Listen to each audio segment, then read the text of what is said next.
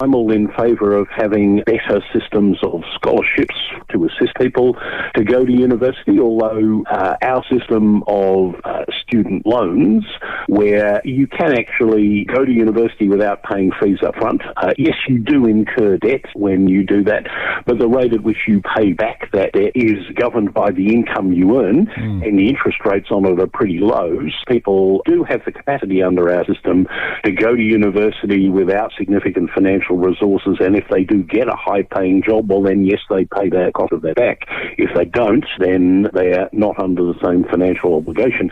In addition to the point that your caller from Latrobe made, what I'd say is our failing starts much earlier than entry into university. The evidence, as I understand it, tells me that Tasmanian kids aged 3 or 4 are no less capable of learning than their counterparts in other states and territories. Indeed, the one thing Tasmania does actually well is that a higher proportion of Tasmanian kids go to kindergarten than in other states and territories, and that prepares them well to start their learning journey. But all the other evidence is that the longer our kids stay in the education system, the further behind their peers in other states they fall.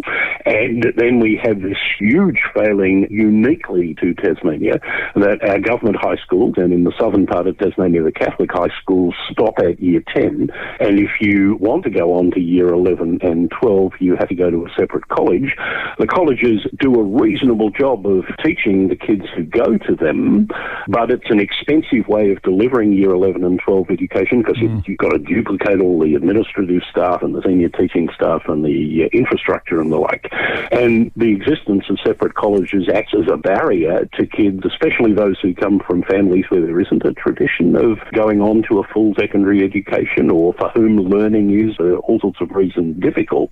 And this is why, as some figures out this week again confirmed, that the proportion of Tasmanian kids at year 10 who go on to year 12 is something like 8 to 10 percentage point below the national average, and always has been. And this is a huge problem. But if our system was so good, we've had it for more than 50 years, if our system of separate colleges is so good, how come no other state or territory has copied it?